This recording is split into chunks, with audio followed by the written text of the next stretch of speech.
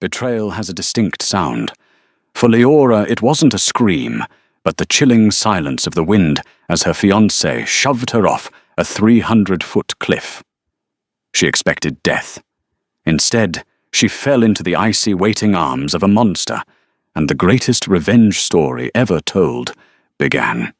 The Scottish Highlands were notoriously unforgiving in November, wrapped in a suffocating blanket of grey mist and biting winds.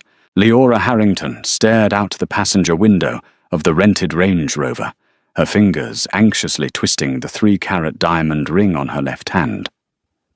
She was the sole heiress to Harrington Pharmaceuticals, a modern dynasty built on blood pressure medications and aggressive corporate acquisitions. Yet despite her billions, the only thing she truly valued was sitting right next to her. Robert Pendleton.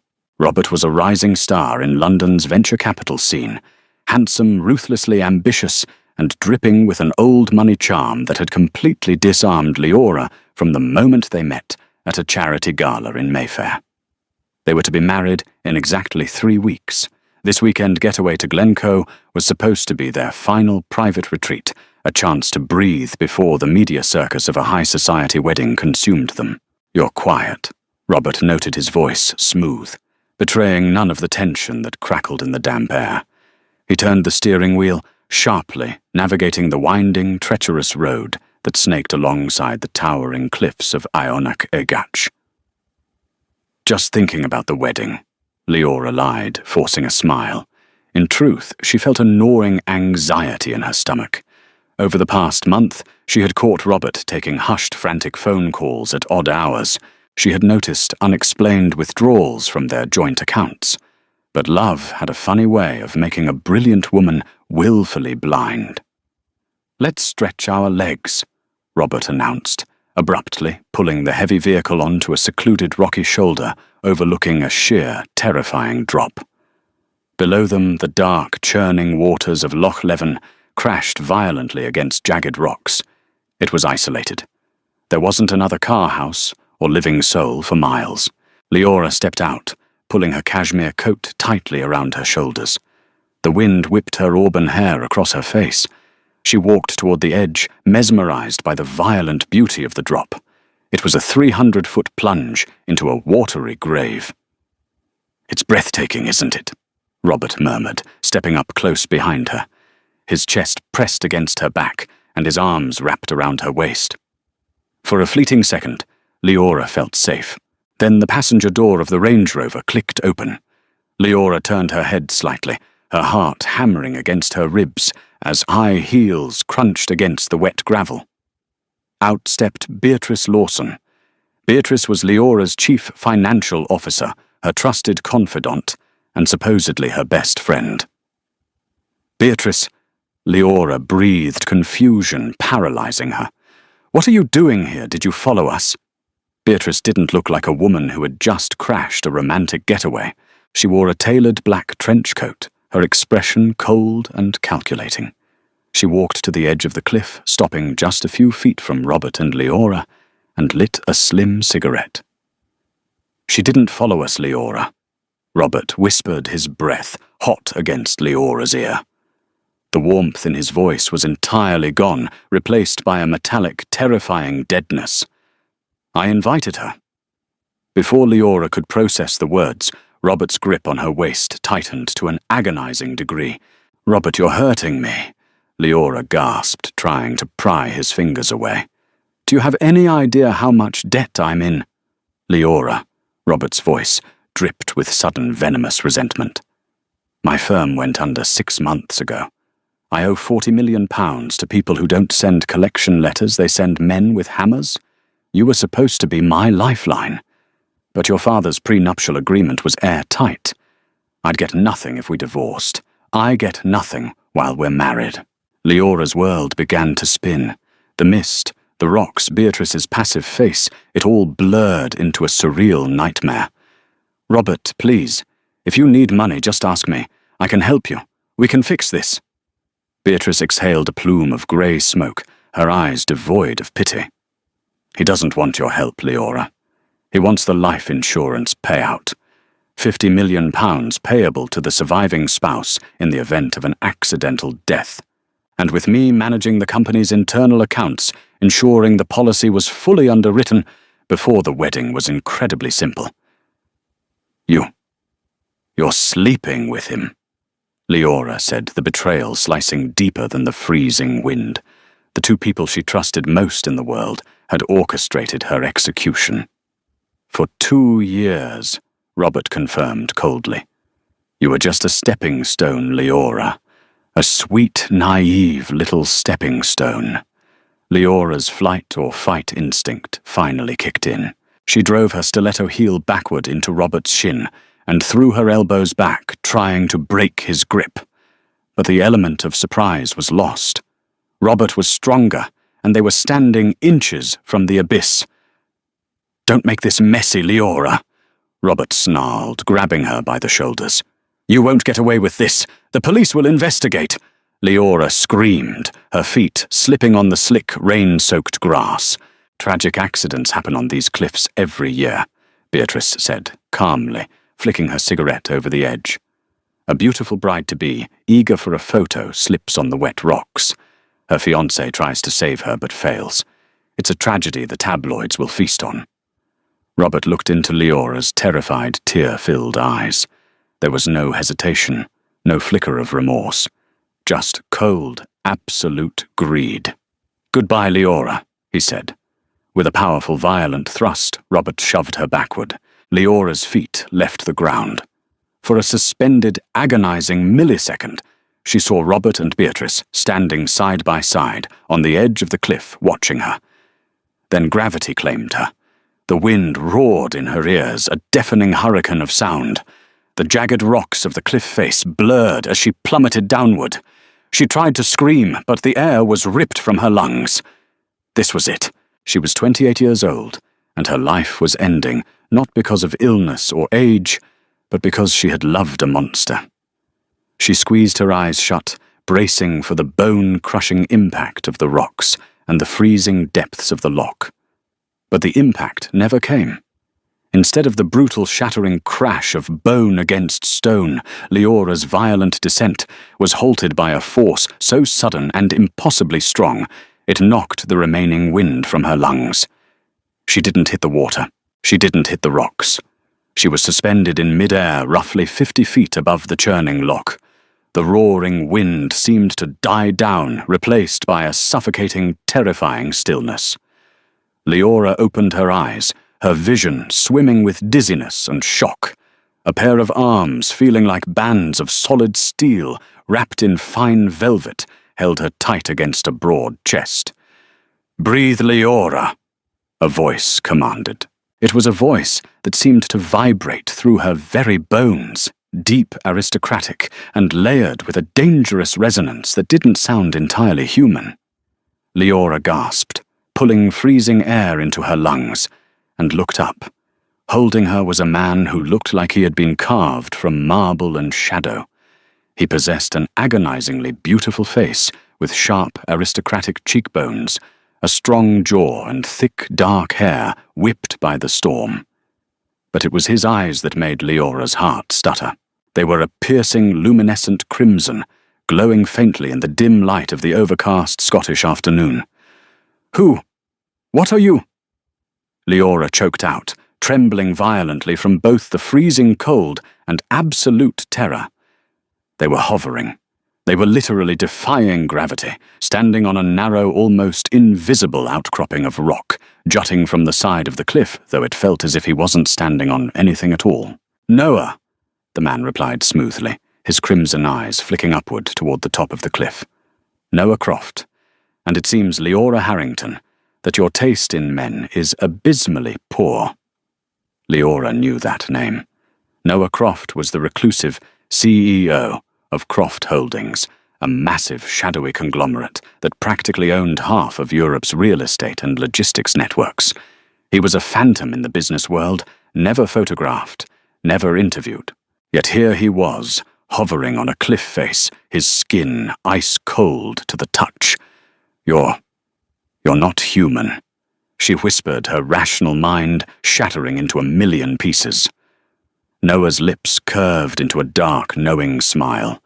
He didn't answer her directly. Instead, he tightened his grip on her waist. "Hold your breath. The ascent is rather fast." Before Leora could question him, the world blurred. The sheer G-force of their movement pinned her against Noah's chest. He didn't climb the cliff.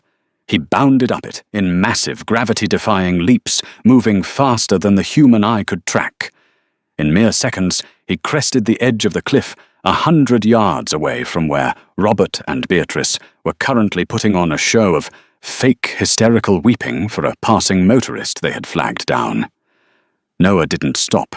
He carried Leora deep into the dense, ancient pine forest bordering the road, finally setting her down gently at the base of a towering, hollowed-out oak tree. Leora's legs immediately gave out. She collapsed into the damp moss, gasping for air, her entire body shaking uncontrollably. She looked at Noah, who stood perfectly still, completely unfazed by the cold, the rain, or the physical exertion. "Why?" Leora managed to say, wrapping her arms around her knees. "Why did you save me?" Noah crouched down his movements, possessing the liquid predatory grace of a panther. Up close, Leora could see the faint, dark veins beneath his porcelain skin and the terrifying sharpness of his canine teeth when he parted his lips. "I have inhabited these highlands for 400 years, Leora," Noah said softly, his voice a dangerous purr. "I have seen wars, plagues, and the rise and fall of empires. Boredom is the greatest enemy of an immortal. But today the wind carried something incredibly intoxicating to me." He reached out his ice-cold fingertips, brushing a stray wet lock of auburn hair behind her ear. Leora flinched, but she couldn't look away from his hypnotic crimson gaze. "It wasn't just your blood," Noah continued, his nostrils flaring slightly. "Though your bloodline is extraordinarily potent, rare. It was the absolute, blinding fury radiating from your pulse as you fell. The universe is rarely so poetic. A betrayed bride, plunging to her death, radiating a thirst for vengeance, so pure, it woke me from my slumber." Leora looked through the trees, catching a distant glimpse of the flashing blue lights of emergency vehicles arriving at the cliffside. Robert was putting on the performance of a lifetime, burying his face in his hands, while Beatrice comforted him. The rage that had been masked by shock suddenly ignited inside Leora's chest. It was a hot, white, burning fire. They were going to get away with it. They were going to take her company, her money, her life, and drink champagne over her closed casket. "He tried to murder me," Leora whispered, her voice hardening. The tears stopped falling. "He's going to steal my family's legacy." "He will certainly try," Noah agreed, standing up to his full imposing height. "By tomorrow morning, the world will mourn the tragic accidental death of Leora Harrington. Robert Pendleton will inherit £50 million, and your beloved company will fall into the hands of the woman who betrayed you." Leora scrambled to her feet, her hands balled into tight fists. "I have to go to the police. I have to show them I'm alive. I'll testify against him." "And what will you say?" Noah challenged, smoothly crossing his arms. "That he pushed you. He will claim you slipped. Beatrice will corroborate his story. 2 against 1. You have no proof of his financial ruin that he can't easily hide or spin. You return now and you remain a target. Next time, he might poison your tea or tamper with your brakes. The justice system of mortals is notoriously flawed, Leora. It caters to the wealthy and the deceitful." Leora froze. He was right. Robert was a master manipulator. If she walked out of these woods alive, he would simply finish the job later, and this time he wouldn't miss. "Then what do I do?" Leora asked, her voice, trembling not with fear, but with a burgeoning dark resolve. Noah stepped into her personal space. The sheer power radiating from him was intoxicating, terrifying and alluring all at once. "You make a pact. With me." He raised his wrist to his mouth and bit down. Blood, dark, rich, and unnaturally vibrant, welled from the wound. "You are broken, Leora," Noah murmured, offering his bleeding wrist to her. "The shock, the cold, the sheer terror, your mortal heart is struggling to keep up. Drink. It will heal the micro-fractures in your spine from the G-force of my catch. It will fortify your body. And more importantly, it will tether you to my world." Leora stared at the blood. Her rational mind screamed at her to run to flee this gothic nightmare and take her chances with the police. But as she looked back toward the road, seeing the silhouette of Robert shaking hands with an officer playing the innocent victim, the choice became crystal clear. Justice wasn't enough. She wanted to ruin him. She wanted him to feel the same terrifying plunge into the abyss that she had just experienced. "What do you want in return?" Leora asked, her eyes shifting from his bleeding wrist to his face. Noah's smile was devastatingly cruel and breathtakingly handsome. "I want your allegiance. I want to mold you, Leora. I will give you the wealth, the power, and the shadows of the immortal underground to dismantle Robert Pendleton, brick by brick. And when he is utterly broken, begging for death in the dirt, you will rule the corporate empire by my side." Leora didn't hesitate. She stepped forward, wrapped her hands around Noah's cold forearm, and pressed her lips to his wrist. The moment the thick metallic liquid touched her tongue, an explosion of heat rushed through her veins. The freezing Scottish air no longer bothered her. Her senses sharpened to a razor's edge. She could hear the flutter of a moth's wings a mile away, and she could smell the iron in Robert's sweat from the cliff edge. Noah watched her, his crimson eyes glowing with dark triumph as he pulled her close. The naive heiress had died on that cliff. In her place, a queen of the night was born. "Welcome to the shadows, Leora," Noah whispered into the mist. "Now let us plan a resurrection." 6 months had passed since Leora Harrington supposedly perished in the treacherous waters of Loch Leven. In London, the world had moved on. Robert Pendleton had executed his performance of the grieving fiancé to perfection, sobbing before the cameras, weeping at a lavish memorial service, and neatly collecting the £50 million insurance payout. With Leora's father broken by grief and hospitalized in a private facility overseas, Robert and Beatrice Lawson had seized total control of Harrington Pharmaceuticals. They had moved into Leora's sprawling Belgravia townhouse, their illicit romance now flaunted under the guise of comforting each other through tragedy. Tonight, they were celebrating their undisputed victory. The Grand Ballroom at the Savoy was packed with London's elite for the annual Winter Solstice Gala, a high society charity event that Harrington Pharmaceuticals was anchoring. Robert stood near the towering ice sculpture, a crystal glass of scotch in his hand. He looked impeccably handsome in his Tom Ford tuxedo, his chest swelling with the arrogant confidence of a man who had committed the perfect crime. Beatrice stood beside him, draped in emerald silk diamonds dripping from her neck, diamonds that had once belonged to Leora's grandmother. The board approved the restructuring this afternoon. "Robert," Beatrice whispered, tapping her manicured nails against her champagne flute. "By next Monday, the Harrington family name will be legally removed from the holding group. It's entirely ours. To a long, prosperous life." Robert raised his glass, clinking it against hers, "and to tragic, clumsy accidents." They shared a dark, knowing smile, completely oblivious to the fact that the temperature in the ballroom had suddenly plunged. The heavy oak doors of the ballroom swung open. The ambient noise of the string quartet and elite chatter died, instantly replaced by a suffocating, breathless silence. Walking into the room was a couple that seemed to radiate a gravitational pull so immense it physically arrested everyone in attendance.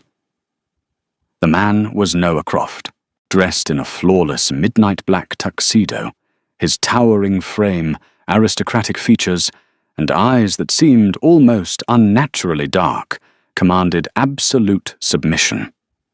But it was the woman on his arm who caused Robert's heart to completely stop. She wore a backless, blood-red silk gown that hugged every curve of her flawless silhouette. Her auburn hair was styled in vintage Hollywood waves, cascading over a neck that was porcelain pale and unblemished. Her lips were painted a deep crimson, matching the chilling, predatory confidence in her eyes. "My God!" Beatrice choked out her face, instantly draining of colour. Her champagne glass slipped from her fingers, shattering on the polished marble floor. "Robert, look at her." Robert's hand shook so violently his scotch spilled over his fingers. It's impossible. She's dead. I saw her fall. I watched the water engulf her." It was Leora. But it wasn't the Leora they knew. The soft, naive, easily manipulated heiress was gone. In her place stood a woman who looked like a lethal goddess, moving with a fluid, terrifyingly graceful stride that didn't sound like ordinary human footsteps. Noah guided Leora directly toward the frozen, terrified couple. The crowd parted for them like the Red Sea. "Robert." "Beatrice." Leora purred her voice, carrying a resonant melodic quality that sent a primal shiver down their spines. "You both look like you've seen a ghost." "Leora," Robert stammered, his voice cracking as he instinctively took a step back. You're alive. The police, they searched for weeks. They said you were swept out to sea." "The Scottish Sea is remarkably cold, Robert," Leora said, stepping closer. The scent of ozone rain and something ancient and metallic wafted from her. "But fortunately for me, Noah possesses a very effective search and rescue team. He found me washed ashore, clinging to life. It took 6 long months in a private clinic in Switzerland to put me back together." Noah smiled, a flash of white teeth that looked dangerously sharp under the chandelier lights. "When I found Miss Harrington, she was broken. But she is a woman of extraordinary resilience. We have spent the last few months reorganizing our assets. As of 9 o'clock this morning, Croft Holdings has acquired 51% of Harrington Pharmaceuticals' outstanding debt. I am now the majority shareholder." Beatrice's eyes went wide with horror. "That's impossible. The debt was secured through private offshore entities that I bought out Miss Lawson." Noah's voice was smooth, yet it carried the weight of a death sentence. "I own your debt, I own your mortgages, and by extension, I own you." Robert tried to regain his composure, his corporate mask slipping back into place, though sweat beaded at his hairline. "Leora, please. This is a public event. If you survived, we should talk in private. I've missed you terribly. The grief was destroying me." Leora tilted her head, watching his desperate attempt to lie with an expression of pure, chilling amusement. With her heightened vampire senses, she could hear his heart hammering a frantic, erratic rhythm against his ribs.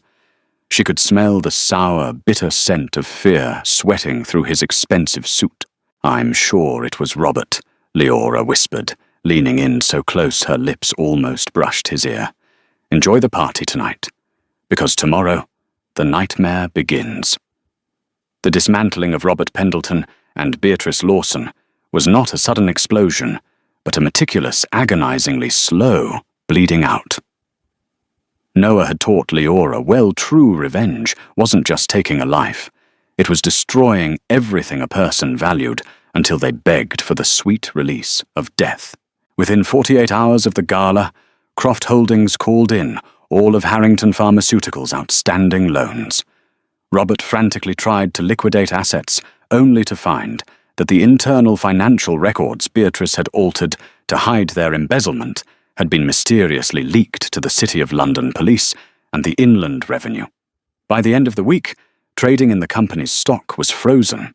Beatrice was arrested at her penthouse, dragged out in handcuffs in front of a horde of media tipped off by an anonymous source. Desperate to save herself, Beatrice cracked under interrogation within hours turning state's evidence and exposing Robert's financial ruin and their years-long affair. But Leora had ensured the police wouldn't get Robert. Not yet. On a freezing, rain-slicked Tuesday night, exactly 6 months to the day of her attempted murder, Robert found himself running through the dense woods of Glencoe. His car had mysteriously died on the isolated Highland Road, his phone completely devoid of signal. Panic had driven him out into the dark, chasing what he thought was a flickering light in the distance. Instead, he stumbled into the clearing overlooking the exact cliff where he had pushed Leora. The wind howled a deafening roar that mirrored the night of the betrayal. Standing at the edge of the abyss, her red cloak billowing around her like a shroud of blood, was Leora. Beside her stood Noah, enveloped in the shadows, his glowing crimson eyes the only visible feature in the darkness. Leora. Robert gasped, his clothes soaked, his shoes caked in mud. He fell to his knees, utterly broken. "Please, I know what I did was monstrous." Beatrice forced my hand. She threatened to expose my debts if I didn't get rid of you. It was her idea. Leora turned around slowly. In the moonlight, her skin was translucent, her beauty supernatural and terrifying. "The human capacity for cowardice never ceases to amaze me, Robert. You pushed me with your own hands. I'll give it all back. The money, the company, everything." Robert wept, crawling toward her on his hands and knees. "Just let me live. Go to the police. Tell them it was an accident. Testify for me." Noah stepped forward, the ground beneath his feet seemingly cracking from the sheer density of his immortal aura. "He smells of pathetic desperation, Leora. Shall I tear his throat out now, or would you prefer to watch him drop?" "No." Leora said, her voice commanding and cold. Noah paused, bowing his head slightly in deference to his new queen. Leora walked over to Robert, grabbing him by the lapels of his wet jacket. With a strength that defied physical laws, she lifted his entire 6-foot frame into the air with a single hand. Robert screamed, dangling helplessly over the 300-foot drop. The churning black waters of Loch Leven roared below, waiting for him. "Look down, Robert," Leora commanded, her voice vibrating with dark vampiric power. "Remember this feeling, the absolute terror of knowing the person you loved took everything from you. Leora, please. Have mercy," he shrieked, his legs kicking wildly in the empty air. "Mercy died on this cliff," Leora whispered, her canine fangs lengthening, gleaming sharply in the moonlight. "But I am not a murderer like you. I am something much worse. I am your reckoning." With a disdainful flick of her wrist, Leora didn't drop him over the edge. Instead, she hurled him backward, slamming his body hard against the rocky ground of the clearing. Robert groaned, coughing up blood, his ribs shattered. Before he could process his survival, the blinding headlights of 3 police cruisers tore through the trees, their sirens wailing. Noah had orchestrated the timing perfectly. The police had found Robert's abandoned car, and Beatrice's signed confession had officially upgraded the investigation to attempted murder. Robert looked up, blinking through the mud and blood, but Leora and Noah were already gone. They had vanished into the mist like phantoms. The police officers tackled Robert to the ground, pinning his arms behind his back and pressing his face into the freezing dirt. As the handcuffs clicked shut around his wrists, Robert looked toward the dark canopy of the forest. There, perched high in the branches of an ancient oak, stood Leora and Noah. Leora stared down at him, her crimson eyes glowing with absolute triumph. Robert knew he was going to a maximum security prison for the rest of his life, but he also knew that prison walls wouldn't keep him safe. He would spend every second of every day looking into the shadows, waiting for the night the Vampire Queen decided to come back for the rest of her debt. Noah wrapped his dark cloak around Leora, pulling her close as they dissolved into the midnight fog, leaving the mortal world to clean up the wreckage of their wrath. The blood pact is sealed, and vengeance has been served. Leora and Noah now rule their dark empire from the shadows, proving that some betrayals carry a price that echoes through eternity.